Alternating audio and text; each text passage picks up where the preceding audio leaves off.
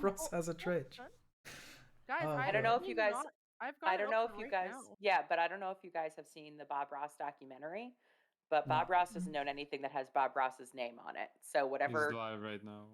Bob Yeah, Ross Bob is Ross live. He's like always alive. Bob He's Ross does starting not his own. weekend marathon. He Are does they not. doing kind of He does mountains? not own anything that has All right. his name on it. Well, Don't greetings, subscribe. ladies and gentlemen. My name is Christian 9K3G, and I'll be the Dungeon Master for this here game or session 0 of Dungeons and Dragons. Woo! Woo! Yay! We're doing it. We're doing it. So this is like session 2.0 because or session 0.2. I wrote because this will be for we've lost someone already. What's going on?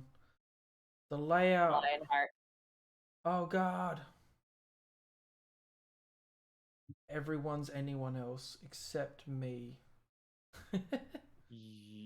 I'm You not are on the dungeon master. What do you mean? Yeah, so I I'm get to not be the dungeon dream. master, but I'm pretty sure everyone else moved. Yes. I'm actually It's all right. still We'll figure it out. We'll figure it out when Lionheart comes back. I'm now a okay. Droon. I'm in the right Then- spot. Mr. Lionheart, you're Cam. Alright, well, while he figures that out, technical difficulties, second minute in, no announcements, but the reason it's like session 0.2 is because this will be the session 0 we're using for campaign 2, and we're going to do a one-shot before campaign 2, but this will still be stuff that we can talk about. We've got new players in, we've got rules that are potentially changing, and a whole lot of stuff that we can cover during session 0. So yeah, first I think we'll just introduce ourselves. So I've done myself. If we head over to Eleanor, or character number 1. Okay. Wait, what are we introducing, like who we're playing or ourselves? Whatever you want to be called as your person, that's number 1. And then like you can talk about your session, your bloody one-shot character a little bit, just very briefly if you want to. Yeah. I'm Taylor. You can call me literally whatever you want. I'm cool with it. One-shot character. I'm playing Eleanor. She's a druid. And that's all you need to know right now, because anything else, she might kill you. It's fine. All right. She's ruthless. We'll head over to Garden. Gardon. Gardon? Pardon? It's got an accent. Gardon. All right. Pardon? Hi, I'm Callie. You can call me anything as well. Gardon. He likes to cook. No one else will cook for him. And just learn as you go. You'll find out more about him. Maybe. All right. More people stuff about yourselves, just in general, not having to be specific to a character. Glunduck, at the moment, we've got you written down as. Yes. So you can call me Thomas. Yes, because I don't mind, and yeah, it's pretty early in the morning. It's Yes, still dark it is. outside. Time zones are different for all of us, I'm pretty sure. Yeah. And Glunduck is a racist hobgoblin. So. All right. What? Racist. A race? Okay, yeah. I want to make sure that I heard the right thing. Yeah. Not the other thing. Yeah. Okay. Peric, take it away, man.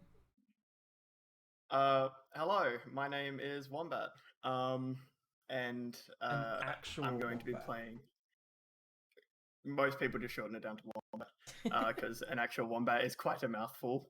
But yes, I am going to be playing Peric, who is a Furbolg paladin / little bit of barbarian.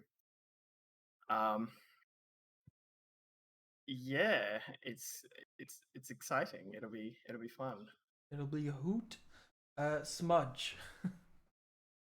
Yep. So my name's Chris. I'll be playing Smudge, who is a nasty, cantankerous little goblin, very irritable little dude, who's going to be rubbing some people the wrong way, most likely, just for the one shot. And yeah, he's hopefully be interesting for me to play, and we'll see how that goes. All right. And Terrence.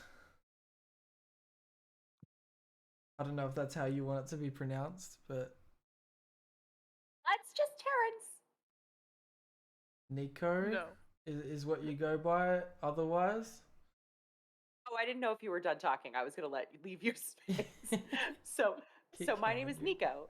It is very early, and I am playing Terrence.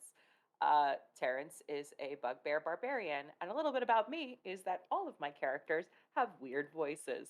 So if you could all just do that also, that would be great. Yeah, that's a great. We'll start going into like expectations, and if we start there as like the first expectation, voices. I don't have the expectation for you to keep up the voices all day, every day during the sessions. You can talk in and out of character when you're asking me things. Then I expect that you don't use the player voice, because then I'll get confused. But if you're trying to talk to an NPC, then I have a fair expectation that you in character can talk to them or just describe to me what you want to try and do and stuff like that. Does everyone seem okay with that kind of expectation? Yeah. Rock and roll. Did anyone want to go over some of the voices that they're going to be trying out and using? And I think Tay, you were not keen on sharing specifically. I don't know what I'm gonna do yet. Mine is a surprise. I'm not sharing. We can play around with it right now. Like KVG Russian spy, but that's probably not happening. I don't want to offend my family. I don't want to die. So. Well, that's the accent that a Dean has. As long as the viewers have the expectation that this is a fucking game and we're not going to offend anyone, then you can do whatever accent you want. And you can do it for a one shot. Do it for the one shot. Do it for Eleanor. To be fair, some people get offended when they get one less cream in their coffee. Facts. Like just as an overall idea, some people get offended at that. Honestly, it's facts. They do. Yeah. So watching my channel, there's another expectation underlying there as well, I think. I run an 18+ channel because I'm Australian and I'll say the C word if I want to. But you know, if we're gonna talk about and have in the game mature themes in any regard, I hope us as adults can handle that with as much tact as needed. And if your character wouldn't do so, then we still just accept that it's a game and we can move forward. Good. Does anyone have any questions in any of that sort of stuff? Because I don't want to just like breeze over anything and skip shit. Yeah, go ahead. Can we still make you say tongue twisters in the... Right. I've been saving all my points.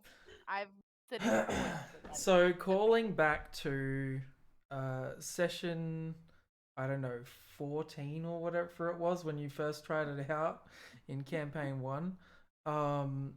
Basically there was this thing on my channel points where you guys can try and make me say tongue twisters or just say this quote, I think it's called.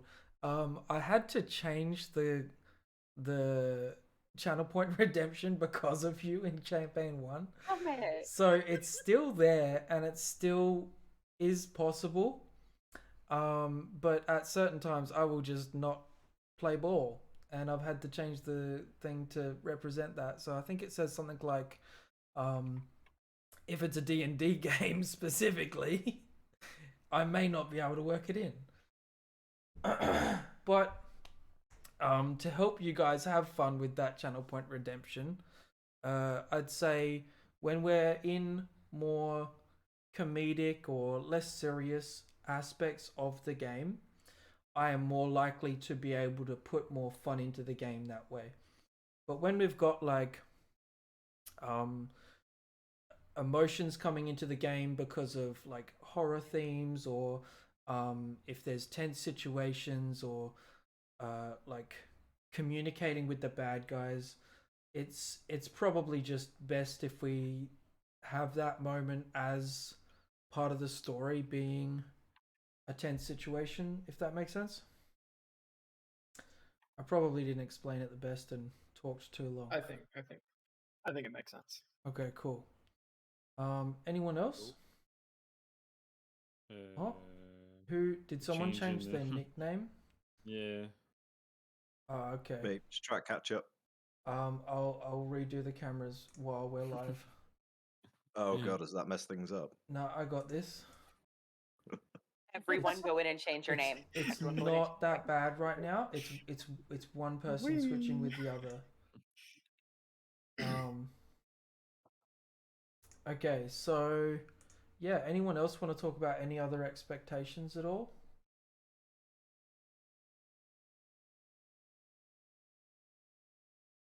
I think just moving forward with expectations, because staying this path is probably for the best.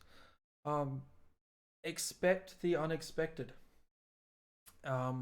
If you've faced a troll before and I changed something to do with the troll's stats and you guys are like annoyed with that or confused, it's kind of like why I did it is because campaign 1, for an example, we had a troll that took fire damage but still regenerated.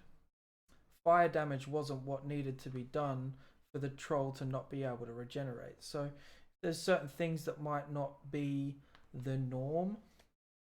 You can just expect surprises every now and then, expect some sort of curveballs. Yeah, it needed cold damage, and then you forgot that none of us could do cold damage. No, yep. but you, Nico, your character, what was her name again? Duck Duck. You forgot Duck Duck? There's just so many names rolling around my head right now. Duck Duck is the one you need to remember. Duck Duck had a cantrip that had the ability to stop him from regenerating full stop. So I made sure that someone had something, and yeah, kind of just let people shine in the lights at different times. Otherwise, you know, there's always the possibility that the guy runs away. The troll escapes back into the woods, and that's just part of the story. Yeah. Any questions there with rolling with the punches in that regard? All right. It's pretty close.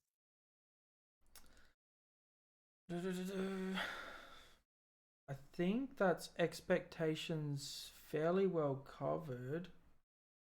If no one else has any others in mind, I have a question for everyone. What kind of aspects of Dungeons and Dragons do you like the most? Do you like the combat? Do you like the role play, the exploration, the puzzles? What is it that intrigues you guys about this game and makes you want to play?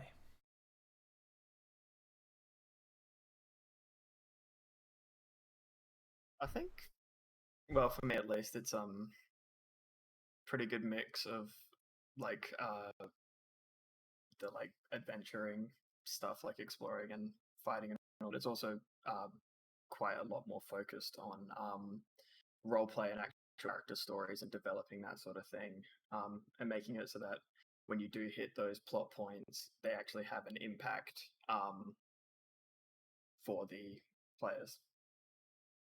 It's definitely the like building the character story with each other, in my opinion, because you could make a story and it just like rails on one line, but not affected by different personalities.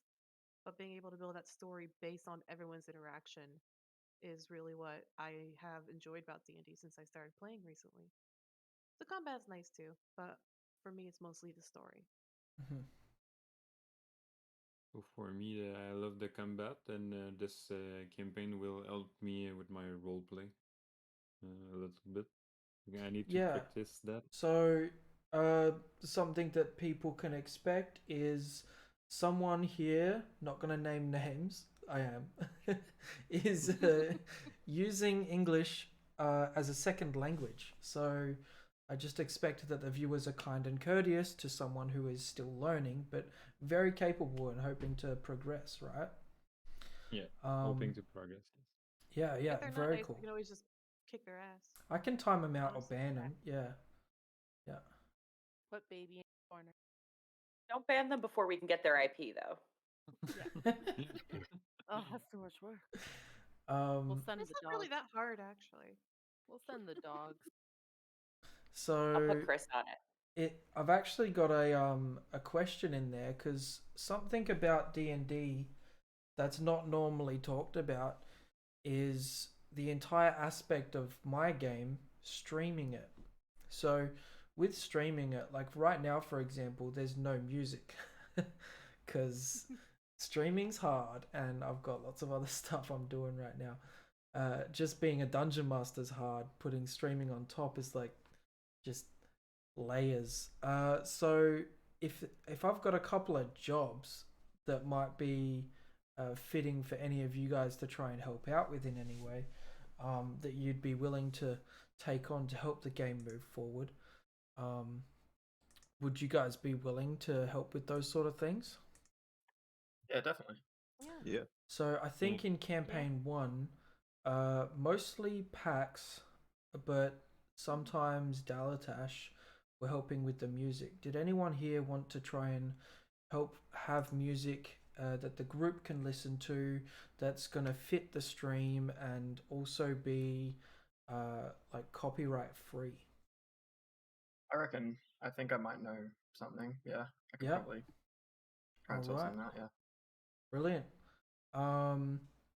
There is a job position available for someone that might help moderate chat if it becomes a thing.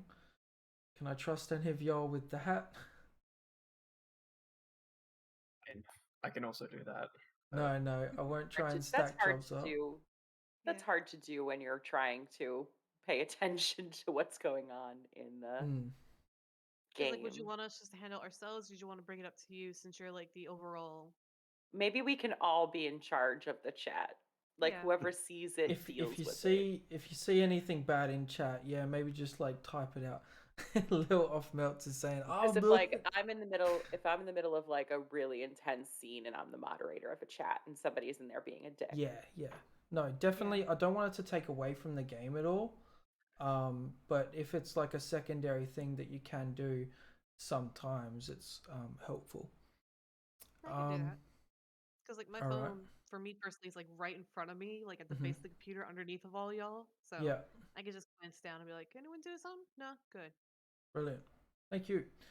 I don't think I have any other like jobs that I need help taking care of, but if things do come up, I'll just talk to you guys privately about that sort of stuff in the Discord.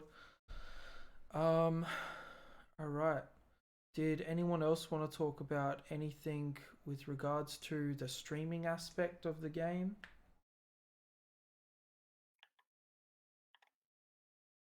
Okay.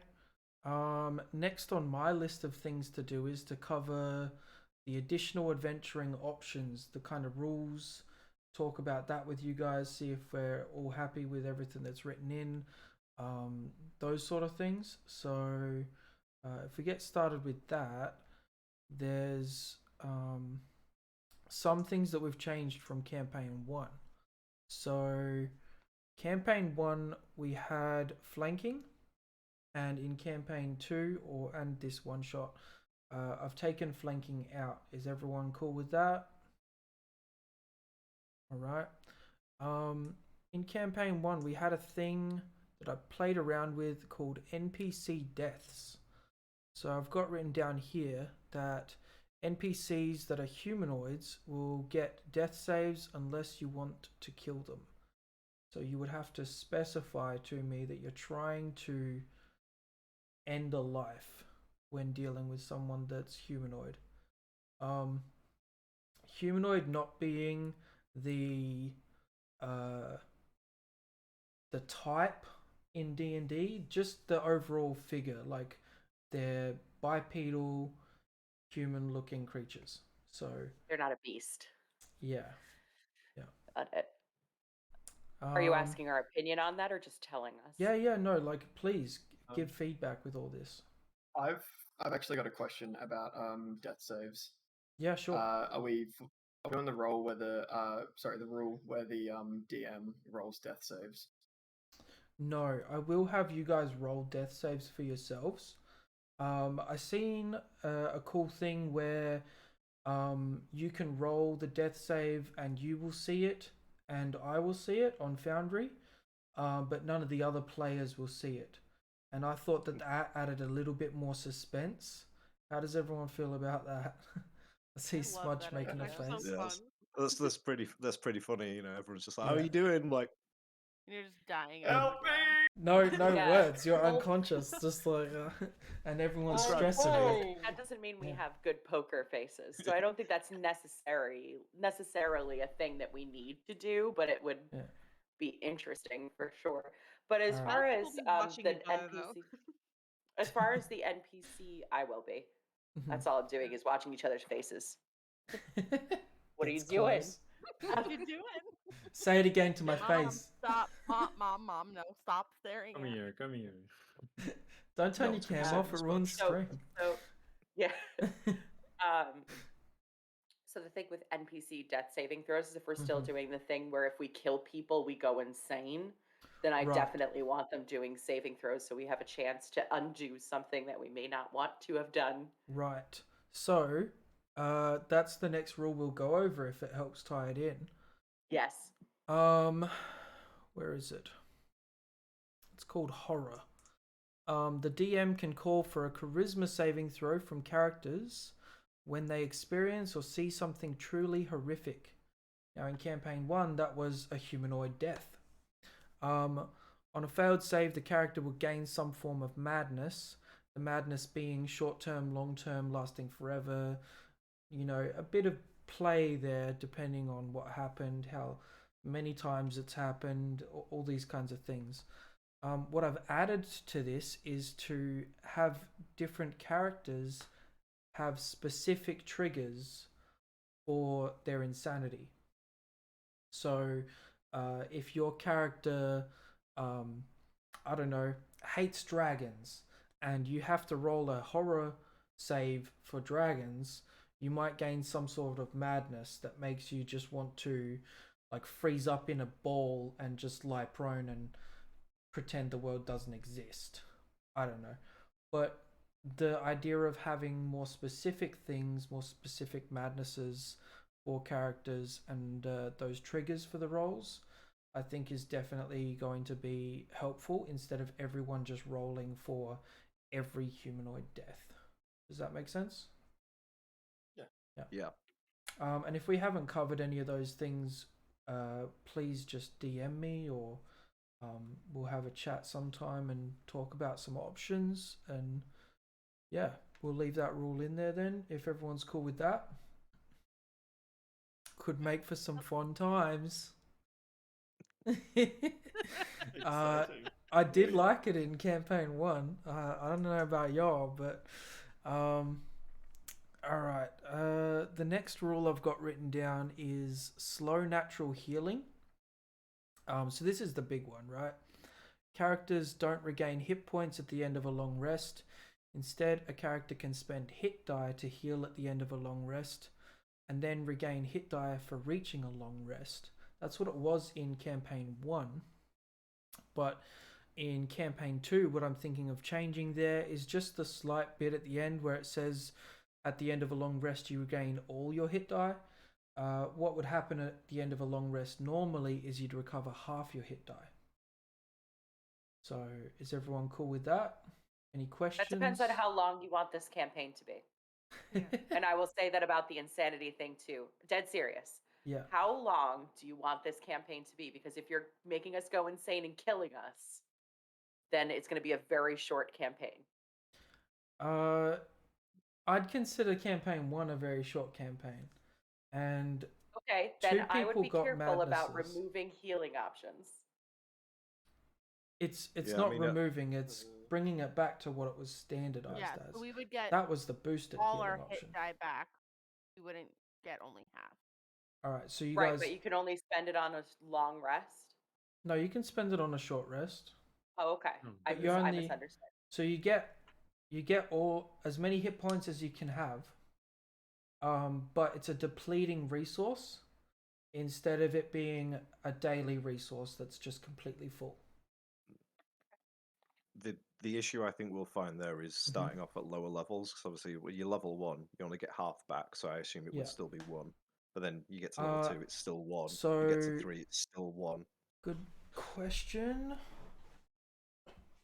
It won't be until level 4 that you'd get 2 back, and then you've got 2 for your short rests at the end of the day. So that just means that we're going to be avoiding every combat situation until we hit level 4. No. unless it's just rounded up. I think it's something like that. But what it would mean is not that you avoid combat, it's that you maybe treat different circumstances differently. Because not all combat needs to be a fight to the death. Yeah, but why would we start fights if we're just gonna die? Well, you don't know unless you try. I don't know how to say no. My character has 7 hit points. 7. Yeah, I've got 7 at level too. 1. Okay. God, it's brutal. Going from having literally double that as like a level 1 character last campaign is hard. I'm playing a wizard in my other campaign, and I have 1 billion more hit points.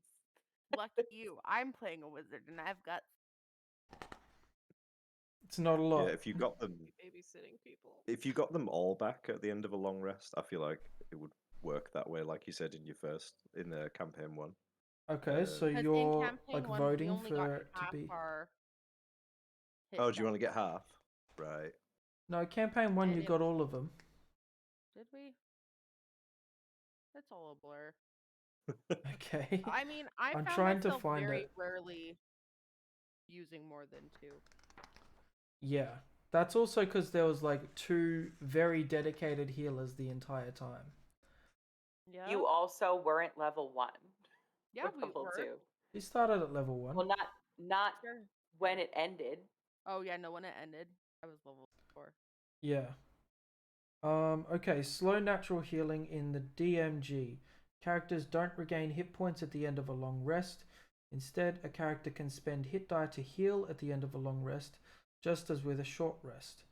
This optional rule prolongs the amount of time that characters need to recover from their wounds without the benefits of a magical healing, and works well for grittier, more realistic campaigns. So, what I see happening with that is fewer combat situations and more downtime. That's what I see. Potentially. So if that's the kind of game that we all want, or that you want, Christian, because in order for us not to die, we need to be taking more long rests. So if that's... No, it just means that at the start of the day, depending on how you feel because of previous days, you take that into consideration. Which is why I say more long rests, because if I'm down to 1 hit point and I only get 1 hit die per day, because that's what a long rest is, then I'm going to be resting for days. Potentially. Yeah, so as long as that's something that you want, go for it.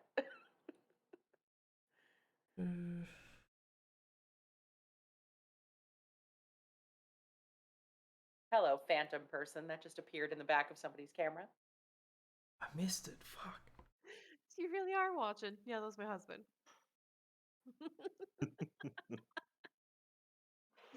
The camera's more interesting to me than the Foundry. Yeah, not a lot going on Foundry most of the time.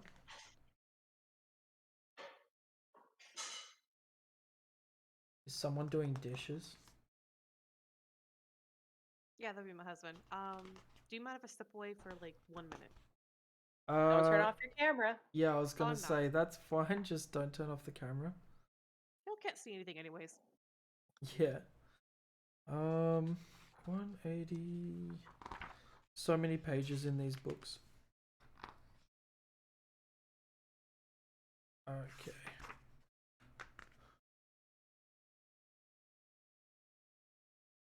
Long rest. As a long rest is a period of extended downtime, at least 8 hours long, during which a character sleeps for at least 6 hours and performs no more than 2 hours of light activity, such as reading, talking, eating, standing watch. If the rest is interrupted by a period of strenuous activity, at least 1 hour of walking, fighting, casting spells, or similar adventuring activity, the characters must begin the short rest again to gain any benefit from it. At the end of a long rest, a character regains all hit points. The character also regains spent hit die up to a number of dice equal to half the character's total number of them, minimum 1. So it's not rounded up, it's just half, but minimum 1. So until level 4. Yeah, it's just 1 hit die a day. So as long as you're cool with us taking days long rests, that's where we're at. We have to do. Yeah. Well, it depends on the situation. If you're not able to just rest, then you might not be able to. But, well, then our characters might not go. I can tell you right now that my character's not going to go if he thinks he's going to die.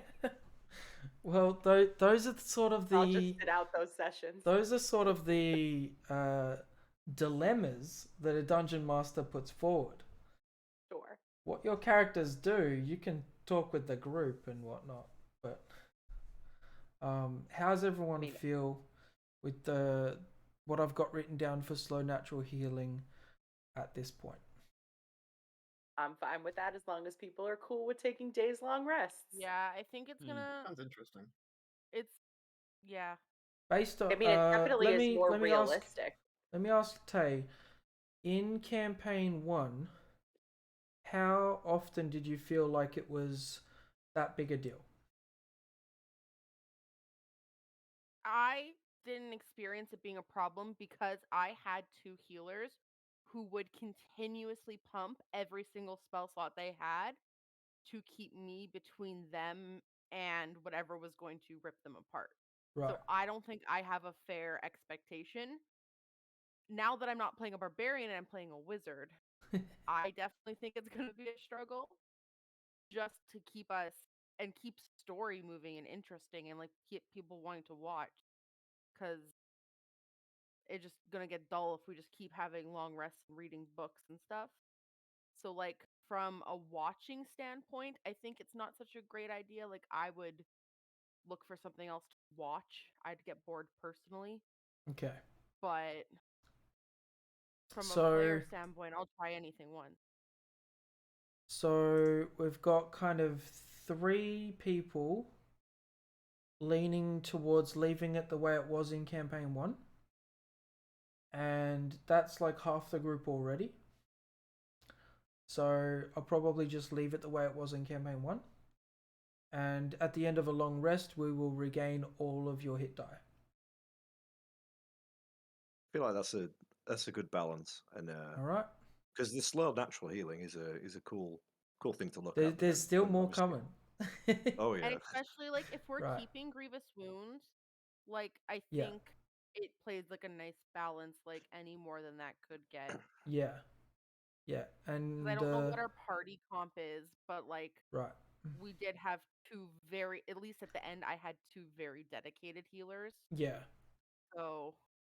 Yeah, I agree with what you guys are saying based on how you are feeling. And like part of the one shot is going to be trying to look at some of these different things and how they might have played out.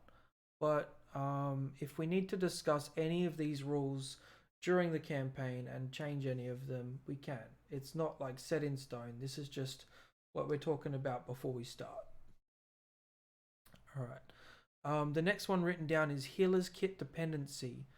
So a character can't expend hit die during a short rest specifically unless a healer's kit is used to bandage and treat the wounds. A healer's kit is a tool that requires proficiency, or a medicine roll can be made with the DC being 8 plus the number of maximum hit die of the wounded. So if you don't have proficiency, you have to make a roll. If you have proficiency, you just go and bandage it up. Do any of our characters have healing kit proficiencies? Is medicine? Is a healing kit like the actual item? Is it a limited item, so it's only got a limited number of uses before it expires? That's correct. Yeah, you do have to manage that resource. I think it was what? It's whatever the standard is. I think you get a few uses out of a kit, and the kit costs like silver or something. I thought it was 25 gold for a healer's. I think it's a lot. Yeah, I think that you're underplaying the cost. Yeah. Okay. I think that healer's. Well, I can try and look it up. Cost. Price general. Show you the world. Yeah, why was that the tune that went through? I don't know. Right. I don't know. I can show you the world. We've got a wizard with medical proficiency. No, religious proficiency. Never mind. Garbage. Well, you also have a rogue with no stealth. So, we're all playing weird shit. Healer's kit are 5 silver pieces. Really? I thought it was so much more than that. What am I thinking? Am I thinking of an herbalism kit? What am I thinking? 25 gold. Herbalism kits are 25 gold. That's what we're talking. Yeah. Okay. I feel better now, knowing that I just confused something. It's fine. That's why we're talking about it here as a group. So yeah, that's the healer's kit dependency. So no one needs to be proficient with the healer's kit tool. No one technically needs to roll hit die during a short rest. But is everyone cool with the rule in play? Rock and roll, buttercup. Cool beans. All right, next one is the Grievous Wounds, which we talked about. So this is where things get kind of sweet and saucy. Instead of a standard double damage for crits, the DM applies a Grievous Wound. Grievous Wounds do not heal at the same rate as other wounds. They represent devastating hits that the characters weren't expecting or couldn't account for. The kind of physical devastation that won't disappear after a good night's rest. A temporary negative to the hit point maximum equal to the damage done. Such damage taking 1 day to heal 1 hit point unless supernatural healing is implemented, such as cure wounds or a healing potion. Each expenditure will speed up the healing process by 1 day. While grievously wounded, you have disadvantage on attack rolls for the first hit point reduced. Everyone all cool with that one? Yeah. Alright, in campaign 1, my criticals as a DM were different to normal criticals, but they will be normal criticals in campaign 2. So double damage as well as? So criticals are double the dice plus modifiers. He's trying to get people to drop out of the game. I'm not. Just for the I'm stream really purposes, not. Christian says that if we die, we can't come back as another character. So he's trying to kill us. I'm not. You must die now. I'm giving you all the information that you need before you even got to this stage, along with 20 other people. To never go into combat ever. Yeah, you're making it hardcore. Yeah, hardcore. Like it. All right. Cool. The next one is interesting as well, as people can technically lose limbs. Loss of limb is possible when you lose more than half your hit point maximum from a single attack. This can happen only from a damage type that makes sense. For example, a guillotine falls on your arm, cutting clean through the bone, or if you step in a pool of acid which burns you ankle high. I have written here a DC 15 Constitution saving throw to not lose the limb. How's everyone feel about that?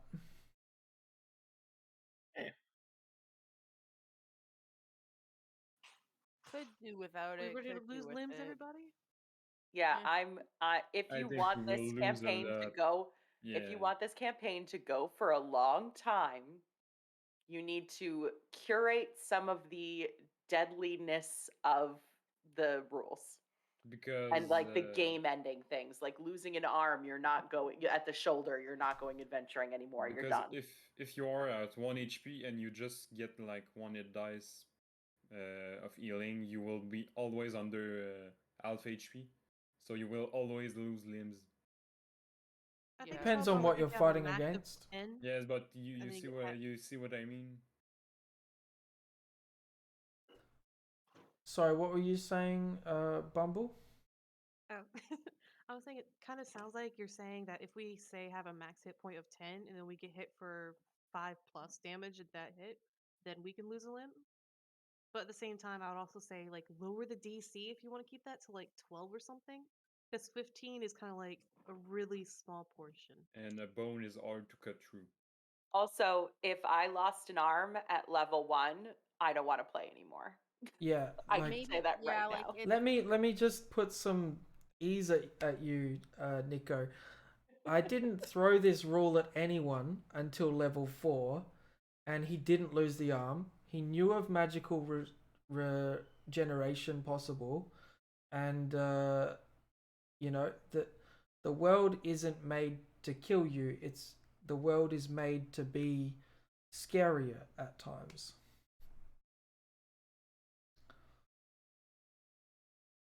I mean, I defer to the group. I've made my opinion clear. I think at lower levels, risking losing a limb makes the game slightly unappealing because we're low level. We don't have the goal to pay for a magical prosthetic. We don't have the goal to pay for someone to regenerate our limb. It's just not super interesting or exciting to think about.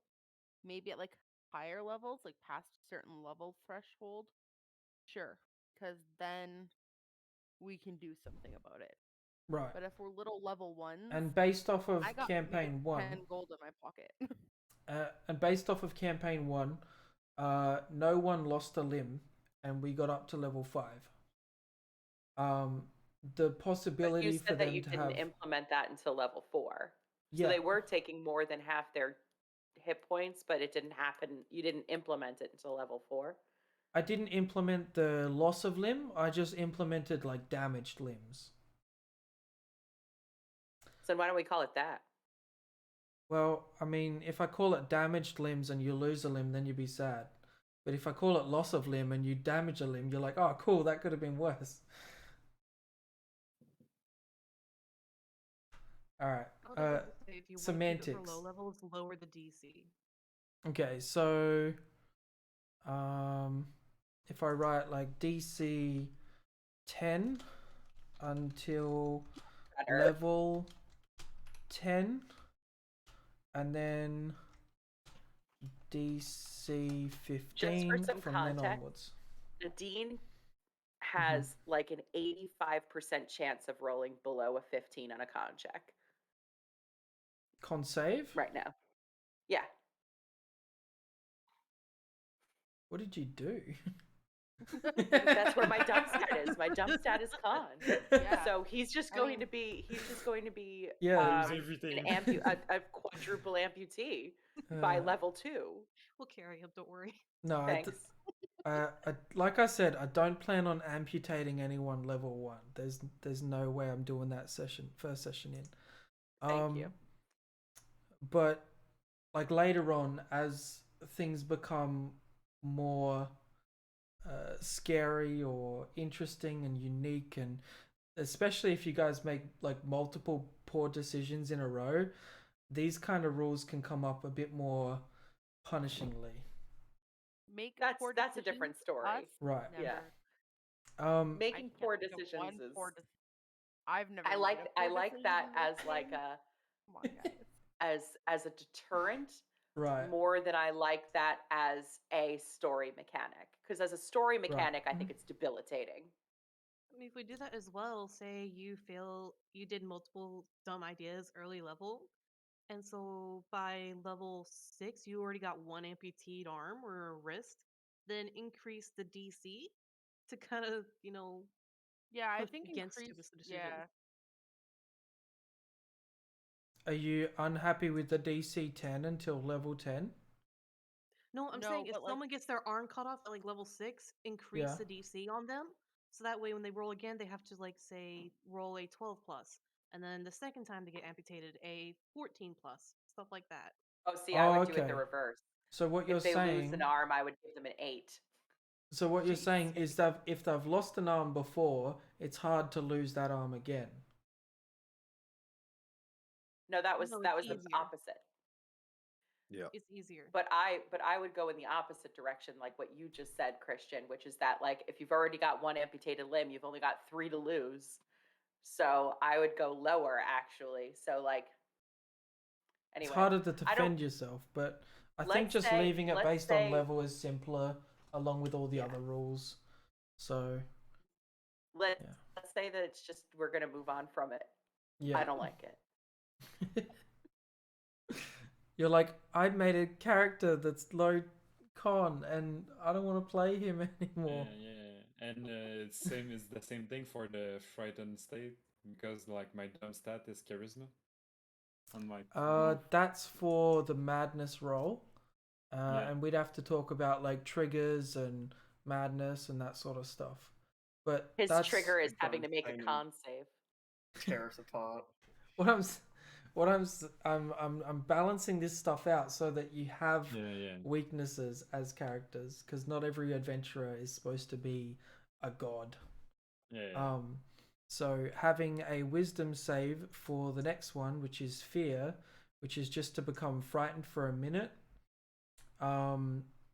That's a pretty simple one, very well implemented already in characters in Dungeons and Dragons, like a fearful presence or a gaze or something. What this rule allows me to do is just extend it onto other circumstances that you guys might be put in. Is everyone cool with that? Yeah. Yeah. Yeah. I have another question, but sure. For the menacing, like horror, when you madness. Yeah, madness. Like my race have a advantage on the frightened state against frightened. Does yes. it count in, you would definitely still have advantage on being frightened. Okay. Yeah. Okay, good. I think that fear conditions are probably more underutilized than amputation conditions. Yeah. In actually, like if we're talking like real world adventuring, fear and fear conditions are like that insanity condition, and wanting to run away and get away is more likely in like a gritty scenario than going until you get your arm cut off. Right, exactly. Just staying on conditions for a second. People aren't that smart. Yeah, just coming around to conditions for a sec. If you're on Foundry VTT, you can go to the top right hand corner. There's one called Compendium Packs, and if you go to, just trying to find it, default, open that folder and then scroll down. There's one that's called My Fucking Conditions. Where are we looking? I'm sorry. In the top right hand corner, there's a place called Compendium Packs.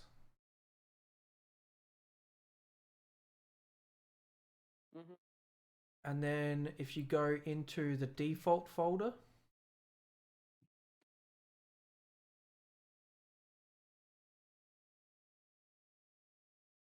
Little Off Melt said it's a competitive game. It's not a competition. We make a competition. Oh god. Look at all the stuff. So if you scroll down, there's one called My Fucking Conditions. They will be the conditions, not the other conditions. So I thought that might be the one. Yeah. Let's just pull them all up and have a read through the conditions. So wait, where are they? Sorry. In Compendium. Compendium is right next to the 3 little gears. Yeah. Yeah. Okay. Yep. You got it. In default, scroll down. No, wait. It's all right, man. I'm not in a Sorry, rush. I've never used this. I've never used this thing before. Let me see if I can pull it up on stream for a sec. Oh, default. There we go. Got it. You got it? Okay. And then scroll down. It's almost at the my fucking condition. All right. Yeah. All right. Found it. Cool. So if we just look through some of them, they might be changed slightly, but I didn't try to mess around with them a lot. Blinded, I think, is the same. A blinded creature can't see and automatically fails any ability checks that require sight. Attack rolls against the creature have advantage, and the creature's attack rolls have disadvantage. Charmed. A charmed creature can't attack the charmer or target the charmer with harmful abilities or magical effects. The charmer has advantage on ability check to interact socially with the creature.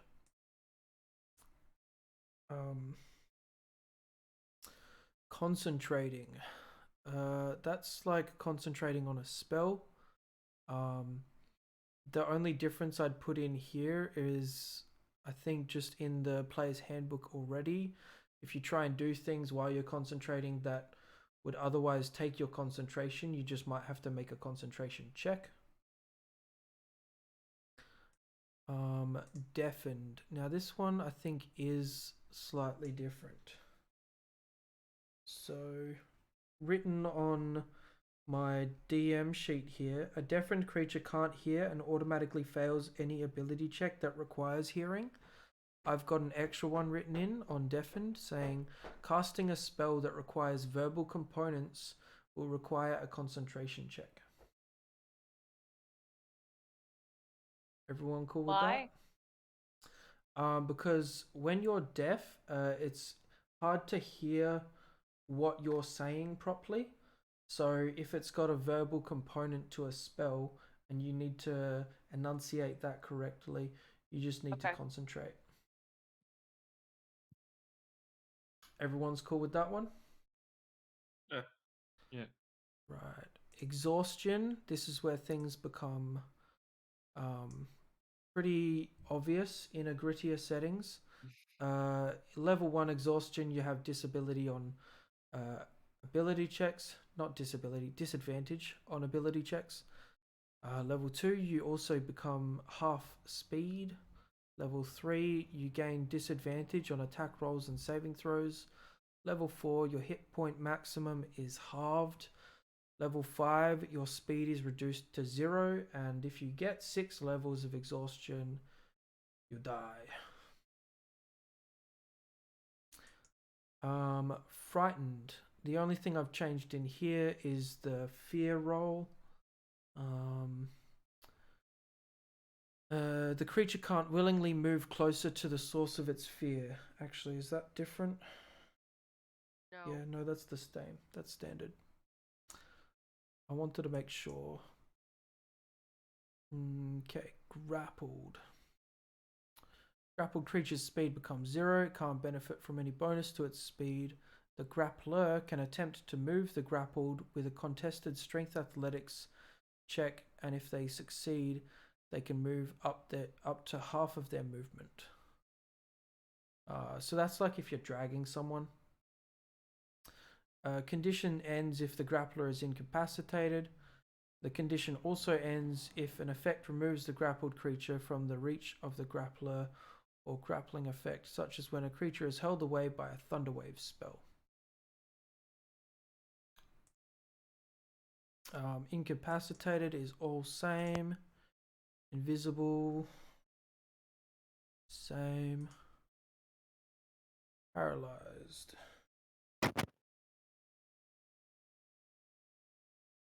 Same, I think.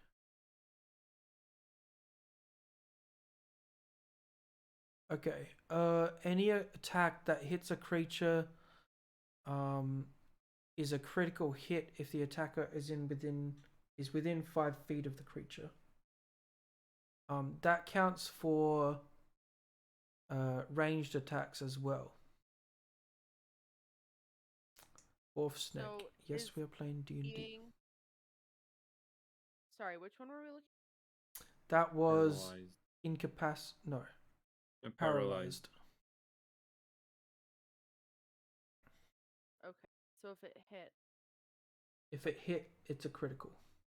And there's still disadvantage if it's a ranged attack with 5 feet. Depending on the circumstances, I'd say yeah, we'd go standard, but other times I might rule that there's nothing to give you disadvantage from attacking, so just go ahead and roll normal. Paralyzed also says the creature automatically fails strength and dexterity saving throws. Attack rolls against the creature have advantage. So if they're paralyzed, you would typically have advantage anyway. So the only thing would be is it would balance it out back to normal if you had disadvantage because of someone else that's imposing a threat, which is a rule that I've got written down. A little bit of like connecting unique circumstances, and I might not get everything right all the time.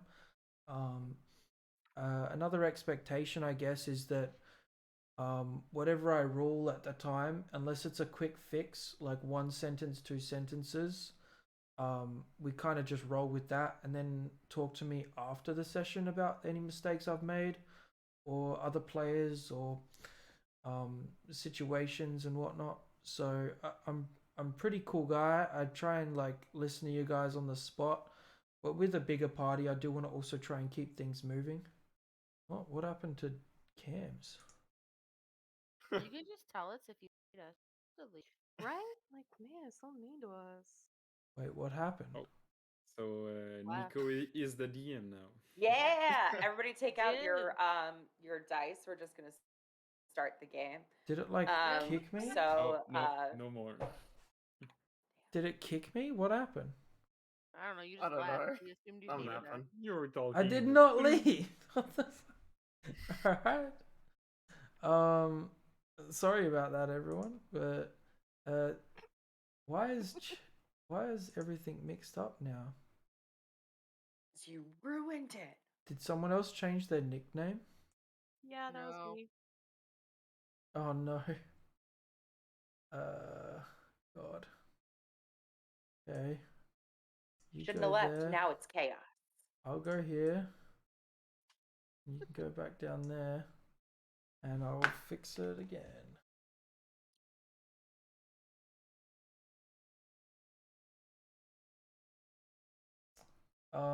I lost my train of thought. Did anyone have any questions from what I was kind of talking about? No. Do we have to go through the entire conditions list, or can we? You guys can go through the whole conditions list. Yeah, we can. We don't have to go through it on stream. Yeah, so just remember that we're using my fucking conditions on Foundry. Not all of the conditions are the same. Alright. Continuing on with the additional adventuring options though. Disarming is the next one. So like the grapple and shove attacks that you can make, as part of one of your attacks, if you have extra attack, you can make a disarming attack. You won't do damage with it unless you're like a fighter that can do that, or whatever else can do that. It's a strength, athletics, or dexterity acrobatics contest using either of your choice to try and force someone from holding something or take something off of someone's person. You can add your proficiency bonus if you are proficient with the tool or weapon that you are using. You have advantage if you are larger, disadvantage if you are smaller than your opponent for the attack roll. Defenders choose the same dex, athletics, or acrobatics, and the defender is holding a weapon or item in 2 hands. They can gain advantage. If it's only held in 1 hand, it's flat, and if it's not held and it's just on their person, they have disadvantage. So do you remind me, because this is not changing, right? This is the same. Right. Do you add your I didn't play somebody with a weapon. So do you add your proficiency with the weapon on top of if you're proficient with acrobatics or athletics? Yeah, that would be part of the proficiency would be your proficiency as like a character, like you just have a proficiency bonus, so +2 for level 1, I think. But Excuse me. If we're proficient in the weapon that we have in our hands, do we double the proficiency? It's because you said if we're proficient in the weapon we have. Right. So I'm proficient in acrobatics. So I have a Right. proficiency bonus already. So if I'm going to disarm, am I using the proficiency bonus again in addition to the proficiency bonus that I already have for acrobatics?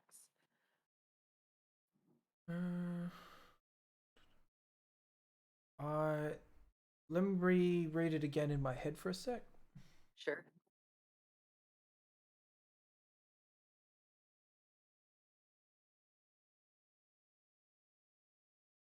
Yes. Yeah, you would add your Okay. proficiency twice based on this rule. I didn't write this rule. I found it online and I loved it. But if we need to change it because it's too, but proficiency might make things too big in the future, then we can readjust that rule and make it just proficiency once. Good call out. I didn't catch that during campaign 1 at all. Aside from that, is everyone happy with that rule for now? Yeah. Okay. Yeah. Smudge, you're being real quiet. I know you've had a long time, but I just want to hear your voice real quick. Yeah, no, I think we've ironed out a couple of things that are concerns on. Everything else been explained pretty well. Sorry, I keep having to dip in and out. So this is a very much a one-off. Right. Join. I hope you. But I hope you're doing all right there. That's all. Okay. I'm fueled by tea. I will survive anything. The English fuel. All right, brilliant. Imposing threat is the next one. While prone or disarmed in melee range of an enemy, there is an imposing threat. Standing up from prone, picking up a weapon, or some other kind of interaction that avoids combat, like pulling a lever, etc. These things will provoke an opportunity attack. So if someone's imposing a threat and you try and do something to avoid combat and do anything else, then they can just take their opportunity attack using their reaction still. They don't gain a reaction, it's still just one reaction per round, but it gives more opportunities for reactions to be taken. The mobile feat and the disengage actions still ignore this kind of attack of opportunity. The dodge action still has an effect, but no more than normal. Does anyone have any questions with that one? Okay. Arcane focus and spell components. We talked about this during campaign 1 as well, but I never had it written down. So I've got written here, using an arcane focus still eliminates the need to have in hand the material components as long as they are on your person, specifically in a component pouch. Arcane focuses can be used for somatic components. Spell components are required to be able to be cast a spell even if it does not specify it is consumed by the spell. Does everyone understand and cool with that one? Yep. All right. Ammunition breakage. I'm happy for this one to kind of like leave. If you guys want, we can just take it out.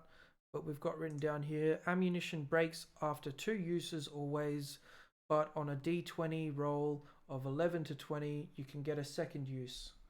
So if you like shooting arrows and stuff, you can go pick up your arrows depending on the rolls. I think we Actually tracking numbers of bolts and arrows is the worst mechanic. The absolute worst. I agree. It's brutal. Like going into town and saying like I need to stock up because I've used so many arrows, and spending the money and the time to make sure that you acquire them the next time that you're in a town is plenty, in my opinion. Yeah, I don't count. Tay, you're cutting in and out. Unless it's just me. Oh. I'm not. I stopped halfway. I don't think we need to count breakage. We kind of forgot about it. Yeah, I think apart from Tack, because he liked the rule, I don't think we used it very much. And I don't think it added to the game like some of the other rules I wanted to. So we'll just get rid of that one. Burden. It's just a burden. Yeah, cool. Hey, your mouth was moving and you weren't making any noise. So heads up. Yeah, I'm seeing like on the Twitch, there seems to be a lot of lag too. Everyone's like that. Let me pull that up. If you open the Discord, there just be a little bit of. It's going fine for me, but still I can see your mouth moving and there's no sound coming out. I think you need to move your microphone a little bit closer so it picks it up, or... You can lower my... I think it's internet problem. Seems internet. Yeah, we're storming like crazy, so... Alright. Almost finished these additional adventuring options. So we'll just power through. The last one, no, second to last one. Healing unconscious has to be done via a touch spell or ability. Everyone's cool with that one? Okay. Reviving the dead. So someone's soul after they die might move on to the next life or otherwise be unreluctant to come back. So I've got written down that Revivify as an example would have a DC 10 spellcasting ability check required to restore someone, and each attempt to revive the dead causes the DC to go up by 1 on that character. Is everyone cool with that? Alright, don't die. That's all the additional adventuring rules. Any questions about any of those? Any that you guys want to discuss that I didn't have written down?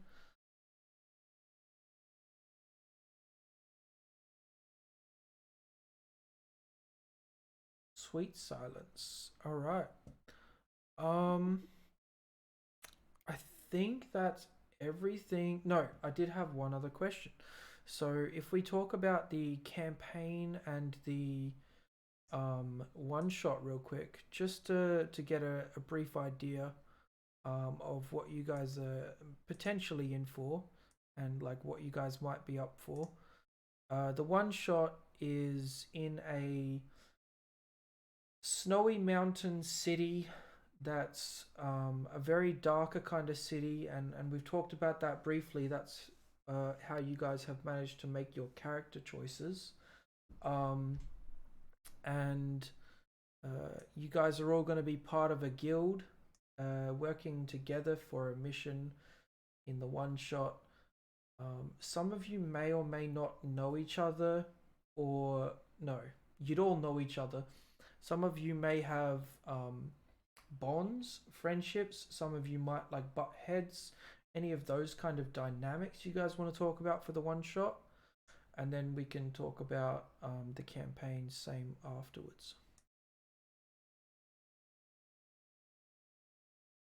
I can see Terrence deferring to the goblin if the goblin's going to be very, very persuasive, opinionated. Okay.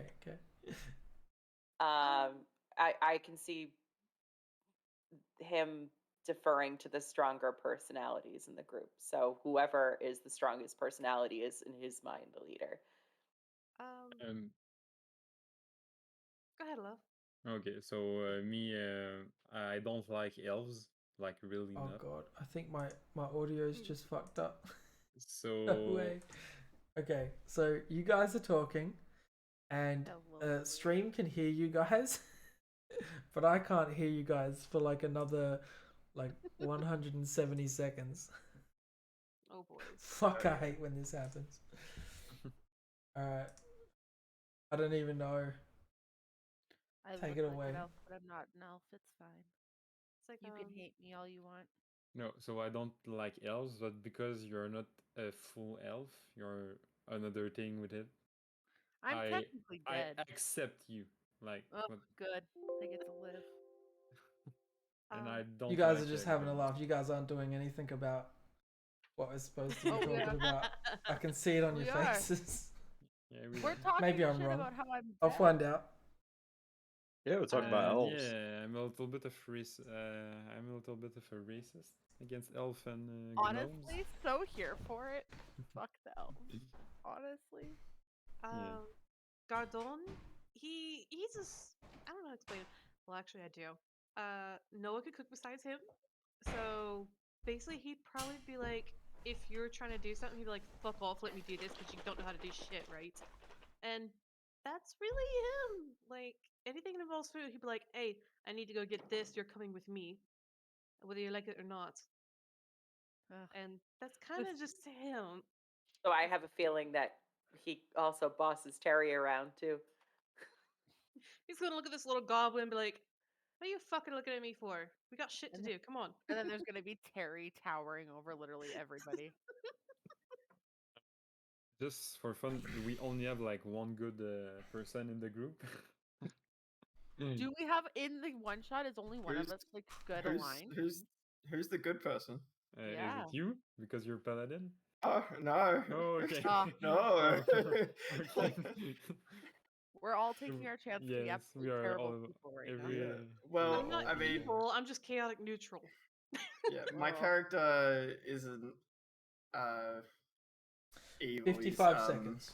Well, I mean, he's like lawful evil, so he's evil but with a purpose. Yes, I love that. Lawful evil. I love that. We can enjoy our lawful evilness together. I stand lawful evil paladins. I love lawful evil. I'll talk about my character for a bit, I guess. So mine is going to be Peric is he was basically cast out from his original clan. And for being an angry boy. And so he sort of resents them, but it's like a love-hate relationship sort of thing. But he's very almost toddler-like in his attitude and like demeanor sort of thing, and like the way that he acts. So he's not exactly the brightest or the the most level-headed. He gets by. I love him already. I'm back. All right. Welcome back. That's how long is like 170 seconds? It's so long. 2 minutes. Close to 3 minutes. Almost 3 minutes. Yeah. It felt like forever. I'm watching you guys talk and laugh, and I'm like, fuck, what am I missing? We're talking about our characters. Yeah. Okay. You're gonna have to watch the pod. I am gonna have to watch this part back. Damn.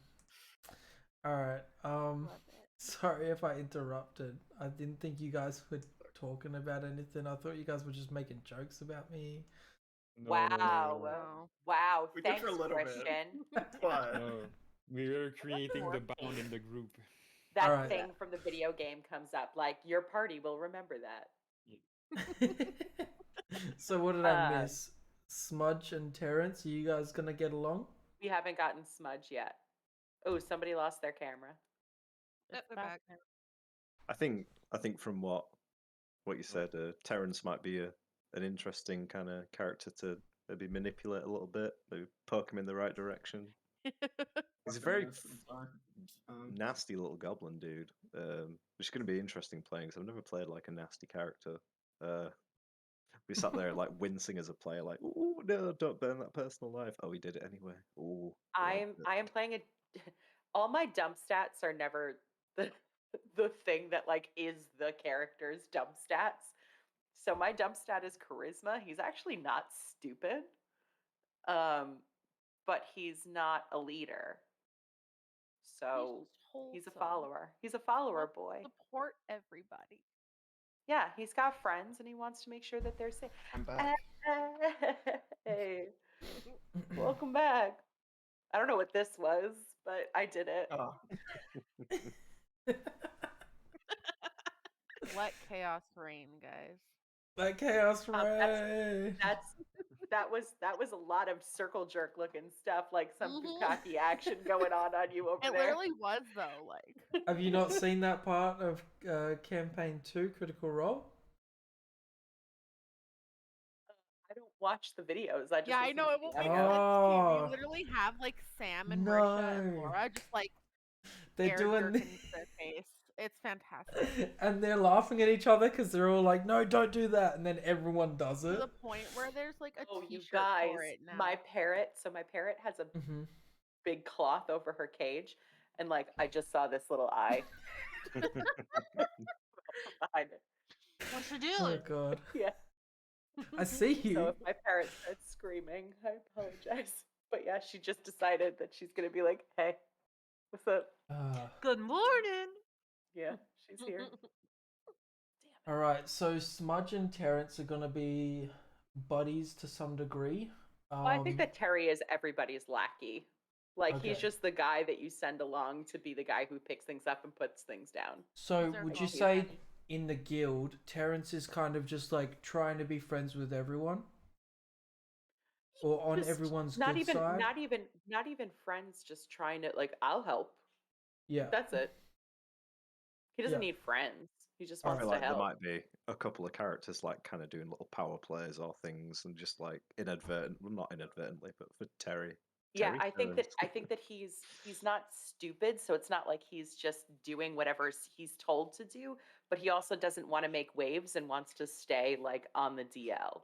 He's not like a power play kind of person. He's like, I'm super fine to have people tell me where to go and what to do, so I don't have to have any responsibilities. So the average McDonald's worker. Yes. Okay. Who's the McDonald's manager? What? Oh fuck. In the group.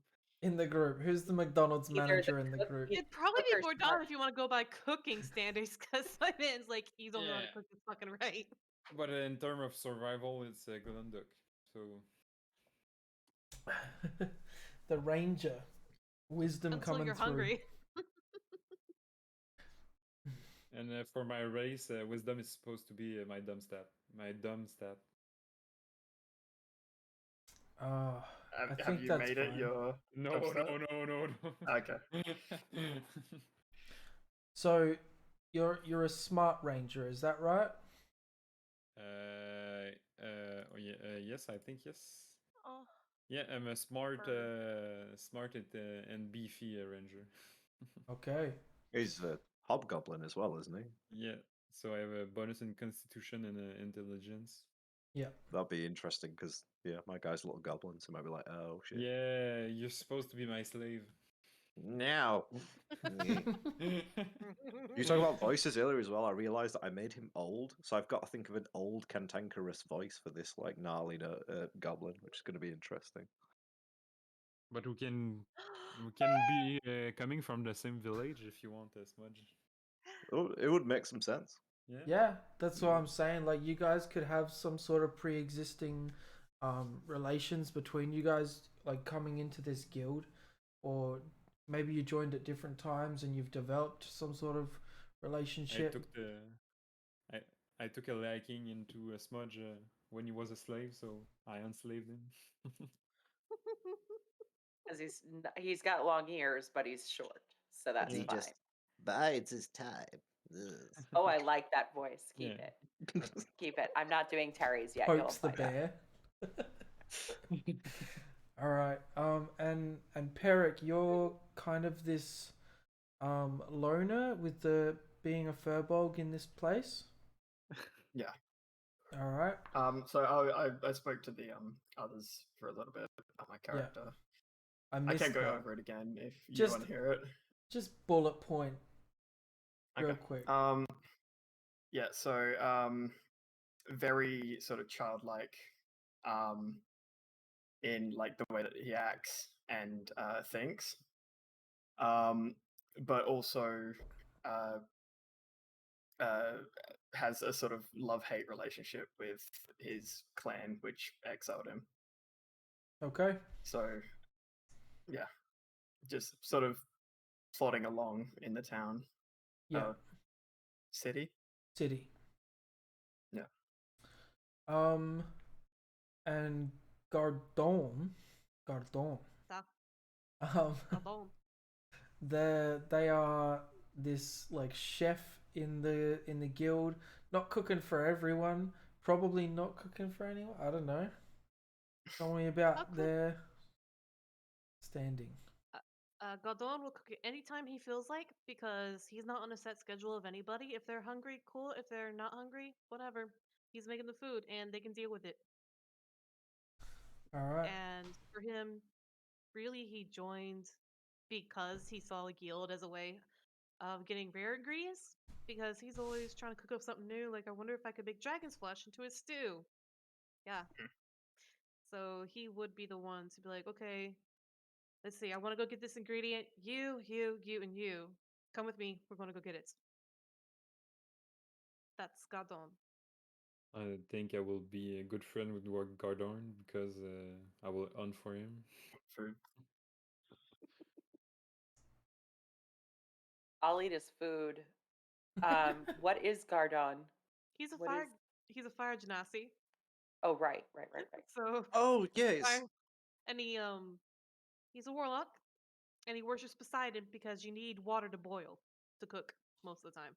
Adorable. It's the guy with the best name. Does he fight with a kitchen? Depends who's in the kitchen. He does have a knife. Like with I forget the word, but yeah. Eleanor, tell us about her as much as you're willing. Yeah, she's very much strong and silent. Doesn't have much to say. She's kind of just accepted her life of eternal death. Eternal damnation. Yeah, it was literally, she's stuck like this. She knows she doesn't have much choice but to literally kill other people to survive or find a willing donor. So Harry is definitely in love with her, but like will not tell her. She's very much, she'll do what she's got to do to survive, and if that's killing somebody, that's killing somebody. And within the group, is that going to be like an isolated kind of character, not knowing or not having much knowledge of the rest of the party, or? She's been around a while. She'll probably know what she needs to know.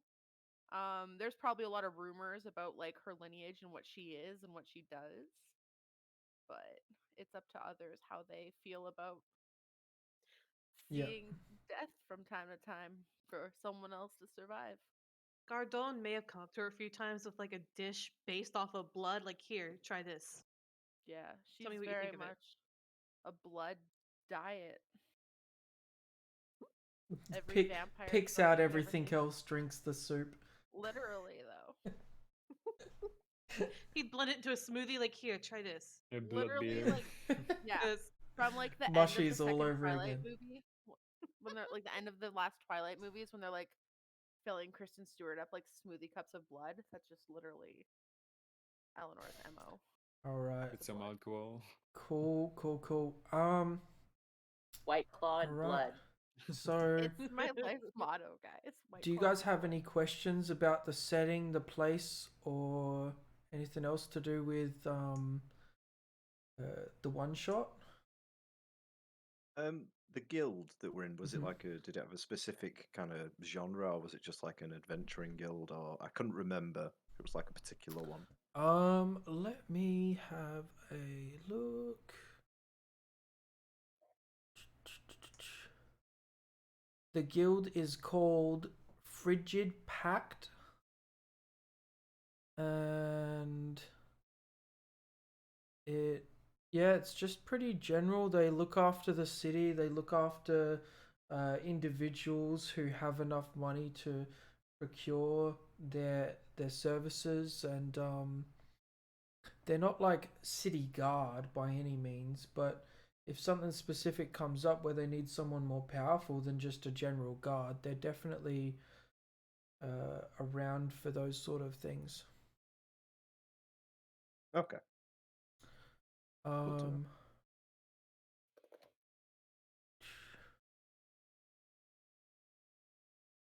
Okay.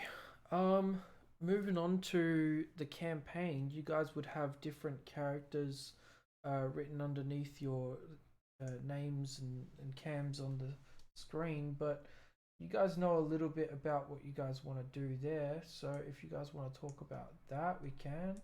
We can save it for later if you want.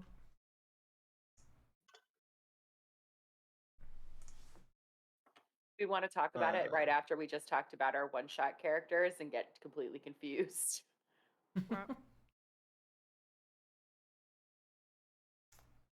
All right. Well, we can end the session there if everyone wants to, and come back next week for a one-shot. We're not doing our one-shot today? We're not. It's I been. would hope not. It's been how many hours? It's been 1.5 hours for session 0. I'm not sure if you'd be able to knock out the one shot in what time we have left, but I wouldn't want to risk it. I don't want to risk it becoming a 2-shot by accident either. Do you want to talk about? I didn't know that we were going to end there. Do you want to talk about campaign 1? Campaign 2 right. stuff then. Yeah. Whatever you guys want to talk about, I'm here for it. Because I was thinking we were doing the one shot today. So. Yeah. No, so the one shot will be next week. Anything else you guys want to talk about as part of session 0 here today? Making this group, all of that stuff. What do we know about where we're starting for the campaign? For the campaign, you're starting in a place called Oasis City. Nice. Different characters will know different amounts of stuff. So I know nothing. I think I've talked to individuals about those sort of things and how you guys got there and backstory, placing you guys and all that fun jazz. And that'll be interesting to unpack as the sessions go on. Did you have any specific questions about Oasis City? No, I'm excited to finally be there. Okay. Do we want to go over how we all know each other? Or if we all know each other? If anyone knows each other. I think we did talk about, just via PMs on and off, Adine knowing a few people, potentially. Yeah. Do you want to go over? Do you want to make that? Let's talk about public? it. Yeah. We can do that. Yeah. I know that Adine knows Chris's character. I was gonna talk to Wombat about knowing his character, but I don't know who else I know. Yeah, I know you can't know me. And I don't know anybody. I don't know you, and I don't know Tay's character. I know. Right, and I don't know if anyone knows Bumble's character, but I'm open to her knowing Tay. Hello, doggo. For some reason, somehow. That's a dog. But do a lot of us come from the same cities? No. Are any of us from? So none of us are from the same city. No one's from the same city or town, but some of you are from similar regions. I come from fucking far away. Ilramov is from the furthest away than anyone. Can we go over what we're all playing? Would that be a good place to start? Sure. That way we could all get that down. Sure. Let's start with Tay. Me. Okay. I'm just gonna go on my screen, chronologically. I'll be playing Atlas. She's a 20-something Triton wizard from the Breinberg Empire. She's very much a loyalist to the Empire, almost to a fault. Very much will do what it takes to maintain the lifestyle she's had growing up, and is also chaos incarnate. She will not say no to a good time. She's gonna be a party. I promise she's gonna be a party. Okay. Bumble? I'm playing Aurella. She is a cleric of the Twilight Domain, but as for her race, in character, no one really know because she'll look human. So as far as everyone's concerned, she's human. Yeah. Unless something really shitty goes down, then you'll see different. But generally speaking, that shouldn't happen. She wears armor, but not traditionally in the way most people would think for a cleric. Like she does have her midriff showing to where you can see a piercing on her belly button, as well as she has more of a skirt than pants. And that's just due to the region she grew up in. So she has video game girl armor. Yeah. Yeah. But she does wear a cloak because, also where she grew up, sometimes it gets cold at night or rain. He can't depend. But she does have a shield and a hammer. Okay. Let's hear something about Ilrumov. So Ilrumov is from the north, like pretty far away from Oasis City. He got expelled from somewhere, and just wandering, and he never know. He knows nothing about the world, and just trying to make a living in this world. And what do we see when we look at him? What is he? Pretty tall Loxodon. Loxodon, that's right. Yeah.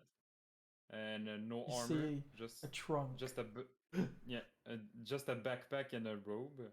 About and there's a mystery about the robe, but that is for another time. So that's it. I'm a monk, and yeah. Yeah, the fastest Loxodon you've ever seen. Paying for it. All right. Next up, we've got an actual wombat. Yeah, I'm gonna be playing Reza Merle. He is a satyr fighter. Basically, was part of a pirate crew. His role on the ship is a bit hazy, as his crew was captured and attacked and just completely decimated by a navy, and it left him stranded at sea for multiple years, which he believes to have only been like a month. And so he's gone a bit loopy from it. And he seems to insist that he was the captain of the ship, although it most likely he wasn't. And he is just sort of average pirate captain. He's very, very washed up, in the literal sense of washing up on shore, but also washed up as being a pirate. He is just in a very bad place right now, just constantly wasting his life, just drinking and gambling and retelling all these stories, which may or may not be true or just blown out of proportion, and just trying to forget about a past that he wants to go back to. Depending on where you put it at, my character might know yours simply because she would go to bars to drink and might have taken notice of him just retelling one of his stories. Sure. Yeah, I can allow that for sure. So, you guys maybe spent a few hours together drinking, gambling, and never seen each other again, but both in Oasis City at the time. That's an easy way that for one you friend guys you meet to on know. holiday. Yeah. Exactly. I remember We'll you stay from the inside. bar that other night. That's That other exactly night what being it's like gonna be. 6 years ago. It's like, how are you feeling? Are you doing any better, or stuff like that? All right. Chris. Yo, so I'm playing Fen, who is half elf, a little wily little dude. Spends his days baking and cooking with his mama. Spends his evenings losing the money that he got in gambling games, Wow. dice Yeah, houses, because That went from got so good to so bad. I was gotta not. She's like, wow, okay. Our I will, first love My I will was opinion protect of gambling. him men with my life. changed. we have Well, some that's gambling problem in the group. Yeah, I was Just gonna wait. say. Just wait. you gotta bake hard and play hard. Making that a note. Bakes hard, plays hard. Got it. Got it. Probably seen a dean at some point round some of the taverns, but very much like a casual passing acquaintance, barely remembering who they are. And that was in your hometown, right? Yeah, the Right. Skyforce. Yeah. Right. Got himself into a little bit of trouble with a pirate. Went on the run and managed to get himself tangled up in a little thing, but ended up becoming a hexblade and is currently on the run and is leaving his hometown for the first time to bump into you lot. So it'll be interesting. So On the a run dean. from a pirate bumps into a pirate. A dean. What do I say about a dean? As much or as little as you want. A dean's pronouns are they, them, but gender fluid. So feel free to call them whatever. They are ambiguous. So tiefling rogue, traditional tiefling, red horns, dark hair, yellow eyes, very traditional looking. Has a lot of very big stories, very, very well traveled. Can't hang on to money ever.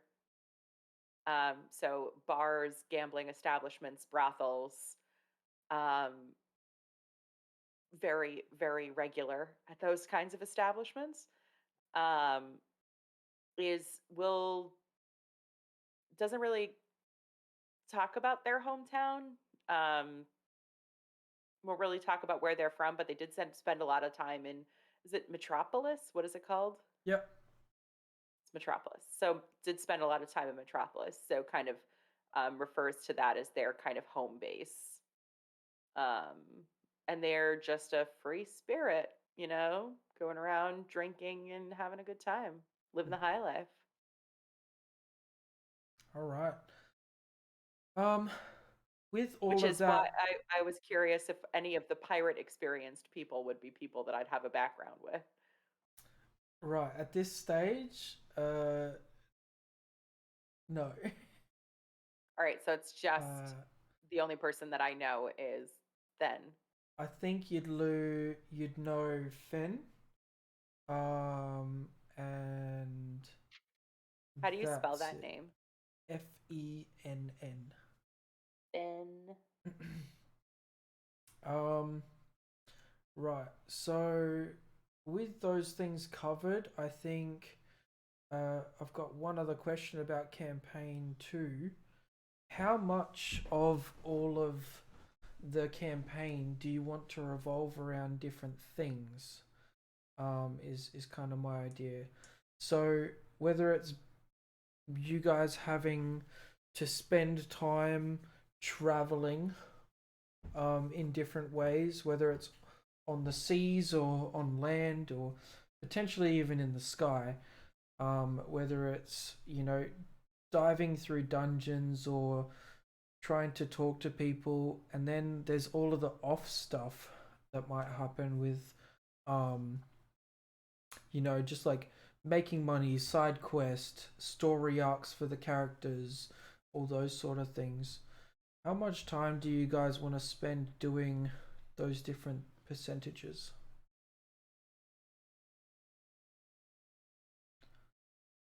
Probably a little bit of everything just to keep it interesting, honestly. Yeah. If had to split it into like, say combat, roleplay, and then like adventure, exploration, which is like exploration, puzzles, yeah, all that sort of stuff. It would probably be about like I don't know, 40% combat, 40% roleplay, and 20% adventure. How's everyone feel about those numbers? Dean's not going to fight, so go for it. Atlas will start the fights, so go for it. Yeah, Dean will watch. Different fights we're talking about. No, Dean avoids fights by talking. As long as we've got a good mix of everything, I think we'll sort things out. Bit of variety. Is there anything that you guys don't want to have or don't want to have too much of? Not really. I get bored with dungeon crawling. Like, check door for traps, open the door, go in and fight what's in the door. Like, I get real tired of dungeon crawling if it's too big of a mechanic. And big enigma for opening doors. Sorry, what was that? When you have like to do a puzzle to open a door, like I think that's a little bit boring because if you know it, but your character is non-intelligent, you should not be able to do it. Oh, okay. Like a puzzle within a dungeon to just continue the dungeon. That's what you mean? Yeah. Okay. I think it depends how much you utilize it. We had some funny moments where one of our warlock thought she had to throw mud at the ceiling to get past the door, and it's comic relief half the time. Seeing what people try is a good laugh, but you don't want it to be like every single door. Yeah, like you say, exactly. That's what I want to say. Like, you can have a few of them, like, but not in every dungeon or. Right. All door mechanics should be group skill jump puzzles. Like you call it the door dungeon. That's just a series of doors. That would be awesome. I'm gonna steal that for my own campaign. Just one door closes, another door opens. Yeah, and there is like magic door, and then you just get you see a room, and when you pass through the door, it's in another room. Yeah. With 4 more doors. Yeah. The doors are harder than the fights after the doors. And there is like a door when you pass through, you age. Yeah. That'd be a nightmare. Yeah, I'll try not to have like too many just doors. Just doors. Alright. I'll definitely put doors in front of you guys though, so bring those lockpicks. Only if I'm allowed to have them. Are we starting at level 3? I don't have any. Yes. If we start level 3, I will be a little bit more potent. And less than not all more doors. Than 7 hit points would be. Not all doors unlock from lockpicks either. It's really weird the way some locks lock. Don't try and backtrack, Christian. Are we starting at level 3 or not? I don't know. We're gonna see how the session goes next week with the one shot. Because the one shot we are level 3. Yeah, the one shot you guys are level 3, and then the campaign we'll figure it out. I actually have something to add in for the not a lot of for like because I've been in both sides. I prefer campaigns that when you roll a nat 20, it doesn't guarantee anything. So like say you're trying to convince a town guard to give you information about the king. Just because you roll a nat 20 doesn't mean the guard is going to tell you. The guard himself could be a loyalist and he'll be like, okay, I won't throw you in jail, but you need to get out of here right now. Right. Because it doesn't make games fun if, say, you could just charisma your way through things or if you just intimidate your way through things. I would Yeah. say that the reverse is also true for nat ones. Yeah, it's Like if you have roll a nat 1 but you have a plus 12 in deception, like even your worst deception is going to be okay. yeah. Yeah, I think in that case, I wouldn't make the deception be a roll. But if the nat 20 couldn't have some level of success, I probably also wouldn't try to make it a roll. There's different varying degrees that people can succeed and fail within a roll as well. So if you roll like really good trying to talk to the guard, they might not give you all the information that you could possibly ever want, but they'll go out of their way to try and help you. Or if you roll fairly good but not really good, they'll give you directions, but they won't walk you there and talk to you about everything along the way.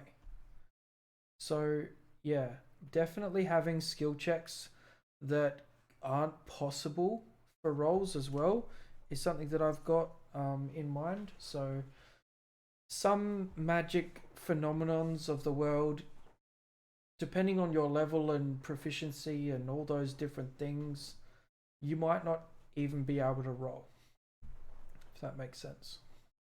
Yeah. In this campaign, I know in campaign 1 we were very much a good group of people. Right. Are we still trying to be like good question? Upstanding citizens? I had this in my mind, but I didn't write a note on this. No, you don't have to be like upstanding citizens. You don't have to be good. In the one shot, it's like throw it out the window completely. Yeah, we are all evil. Not necessarily, Careful but like pretty evil we fucking all close. are, because Christian's going to use these as NPCs to try and kill us later. So like, be careful how mean your characters are. Just saying. I thought that was the case. it's potentially a case. Yeah, I'm filling out the world by having this one shot, but there's also potential for the one shot to have effect on campaign 2. So not huge effect, just some things maybe, I don't know, we'll see. Let's go. But the idea of the players working together comes to mind. So alignment, regardless, one thing I think about is player versus player. Now I am fine with it if you guys are too, to have fights amongst yourselves, as long as there is motivation for your characters there and hopefully some sort of outcome that would become of it. If you guys want that, you guys can. She drew the bird. So One now too. yeah, the question being whether or not you guys want player versus player, and to what degree. You know, we can have like mental.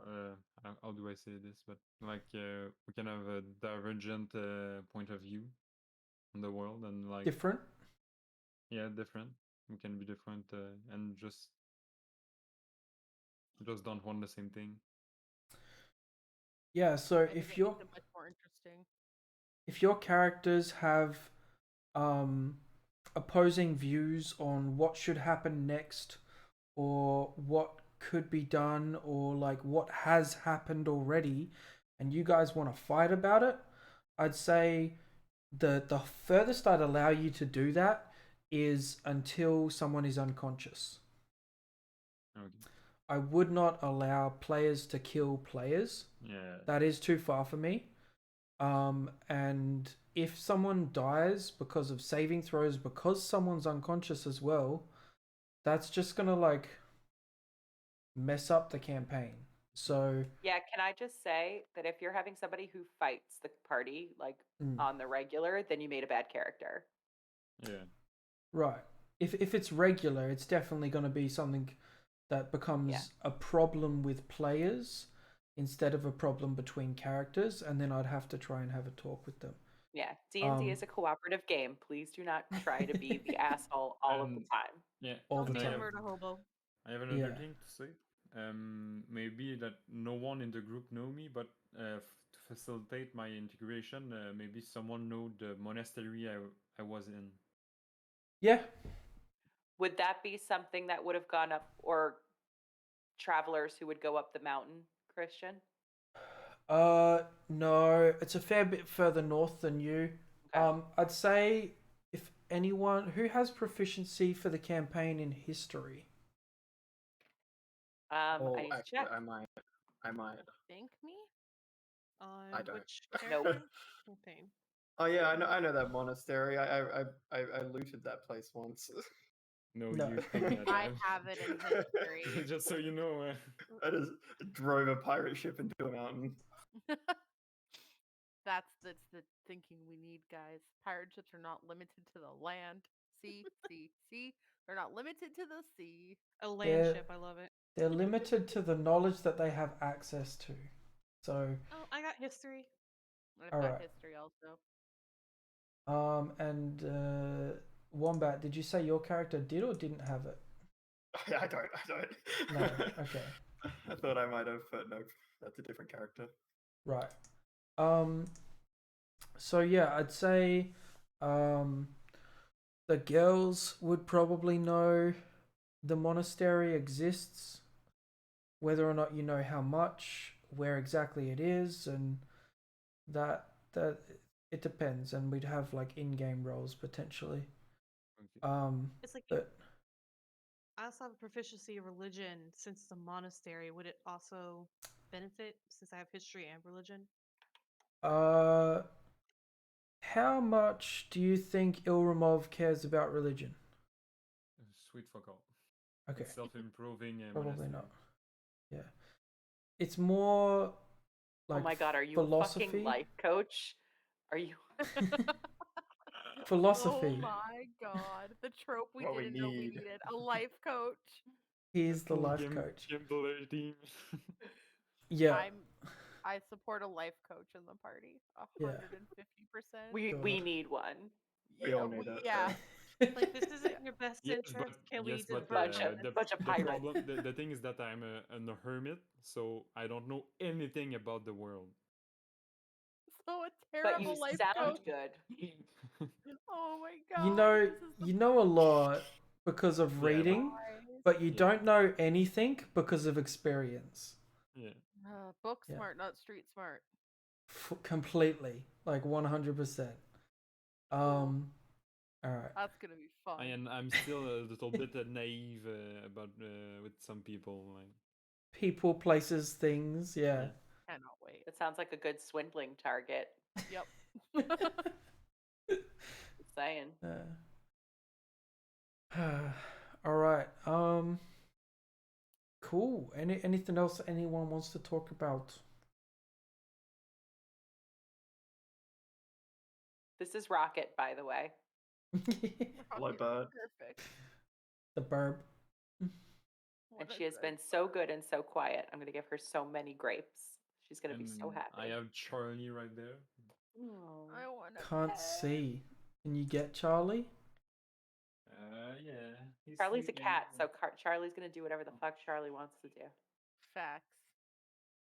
I'm trying to like square people's cams up. Oh my god. So fluffy.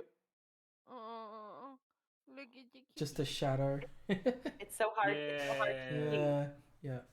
Oh, good. That's better. I've seen its eyes. They glow in the dark. Oh my god. That is a fluffy cat. I can't have a cat because it would bridge the food chain in my house because I have a dog and a bird, and right now there's a gap. Ta-da! Sweetie! Nope, she don't like. She's like, fuck off. No. Put me She's down. like, she was interested for like half a second, and then she's like, okay. Oh. And then there's Buddy. My here. dog is not even awake doof. yet. My dog is pissed that I'm up this early. What a snookums.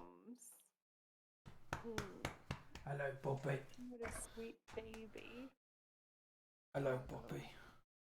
Look at Cam. Look at the Cam. Say hello. Early priorities party pet? I think so. I get my revenge on my cat. He Oh wakes my me up god, it's a pirate. Oh my god, stop. Good Pirate boy. bird. All right. Any other pets we get to see today? Eva's not coming out from her bed right now. Don't Yeah. blame her, honestly. I would mind sleeping. So yeah, just FYI, Rocket may be in our streams because if she's not being held, she screams. Me too. That's fine with me. Same though. If someone's not Is that a paying way attention, for me to become held? Is if I just start screaming? Just It stand works. outside and scream. someone will do it eventually. There's a degree of force that's plausible. All you have to do is Exactly. yell, "I'm Rocket," real loud at 4 in the morning. God.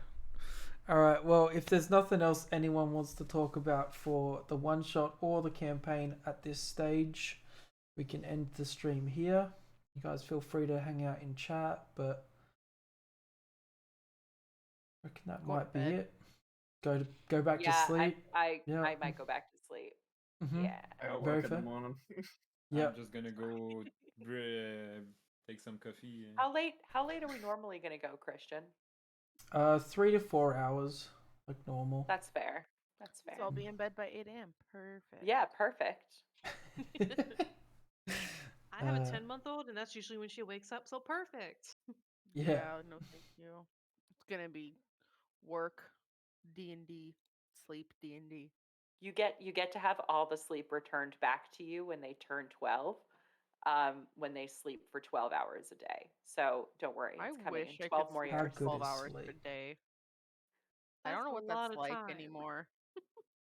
Yeah, Like, but what then is it lasts sleeping in? forever. All right. Well, thank you all Stream for over. watching, liking, subscribing, and all the positive comments. We had a brilliant stream today, so yeah, thank you a lot. I look forward to next week at the one shot. Good night, good sleep, and dream big. We'll see you all next time on Christian 9K3G. Now it's surround sound.